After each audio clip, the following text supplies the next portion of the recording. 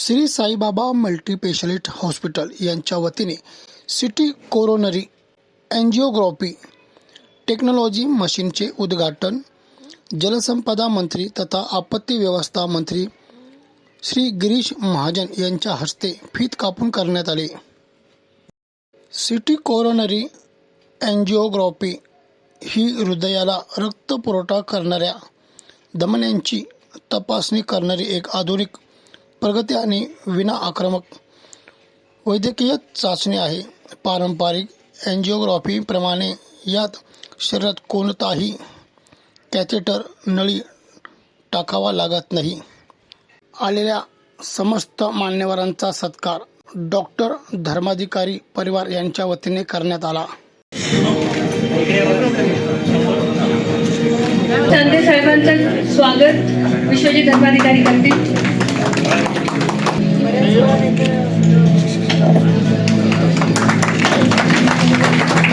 त्यावेळी मंत्री गिरीश महाजन, डॉक्टर अनिरुद्ध धर्माधिकारी, महापौर हिमगौरी आडके, आमदार देवयानी फरांदे, लक्ष्मण सावजी, दीपक चंदे तसेच डॉक्टर व अनेक रुग्ण व मान्यवर मोठ्या संख्येने उपस्थित होते।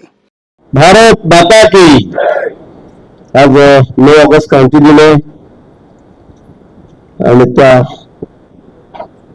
अतिशय चांगल्या दिवशी आपण या हॉस्पिटलचं त्याचे जे अद्ययावत सेवा आपण या ठिकाणी देणार आहोत। आता नवीन तंत्रज्ञान विकसित होत आहे आणि त्याचं उद्घाटन, त्याची सुरुवात आपण आज या दिवशी करत आहोत। त्या निमित्ताने मंचावर उपस्थित सर्व मान्यवर, माझ्यासमोर बसलेले सर्व मान्यवर, एक नगरसेवक अनेक आहेत, महापौर गेल्यात, आमदार आहेत, सगळे पदाधिकारी आहेत, उपस्थित सर्व बंधू आणि भगिनींनो, मला भाषण देऊन दिलेलं आहे आणि भाषणाला जातो त्यावेळेला आमचे पीए वैद्य आम्हाला भाषण देऊन देतात।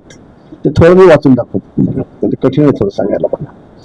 तर त्यांनी म्हटलं, तपश्चर्या साधना या गोष्टी केवळ पुस्तकी अथवा शब्द लिहिणार नाहीत। आता साधना नावावर म्हटलं खरं आहे ते, पण साधना माझी बायकोचं नाव आहे, हा की फक्त शब्द लिहिणार नाहीये।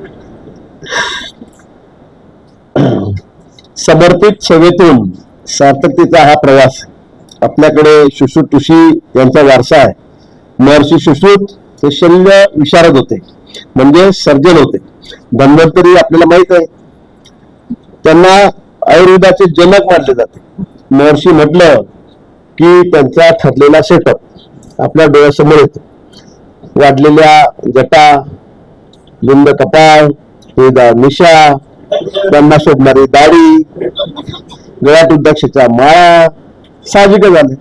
आणि हे झालं प्राचीन, परंतु आजच्या आधुनिक युगात एखाद्या डॉक्टरांनी, त्यातही हृदयरोग तज्ञ जर अशा रूपात दिसत असेल, त्यांना काय म्हणायचं? आधुनिक ऋषी अथवा डॉक्टर योगी। डॉक्टर मला सुरुवातीला ज्या वेळेला भेटायला आले त्यावेळेला मला सगळं म्हटलं, हे डॉक्टर धनाधिकारी आहेत का?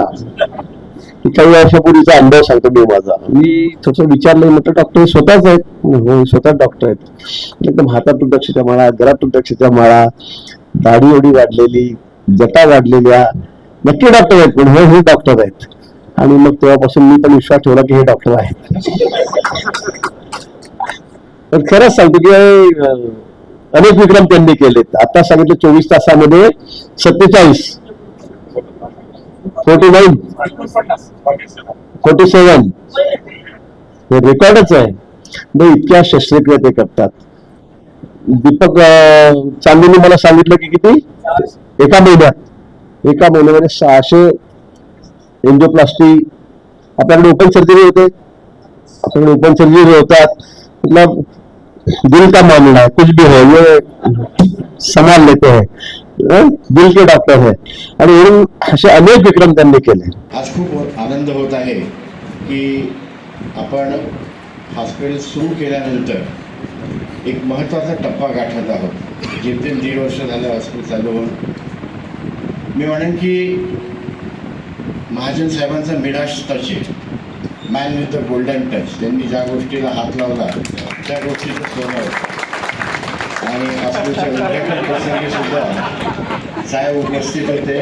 त्यांनी पाठीवर हात ठेवला आणि आपण गेल्या 1.5 वर्षात डॉक्टर अजिंक्य देशनेंसोबत रोबोटिक नी जॉईंट रिप्लेसमेंट सर्जरीची सुरुवात केली.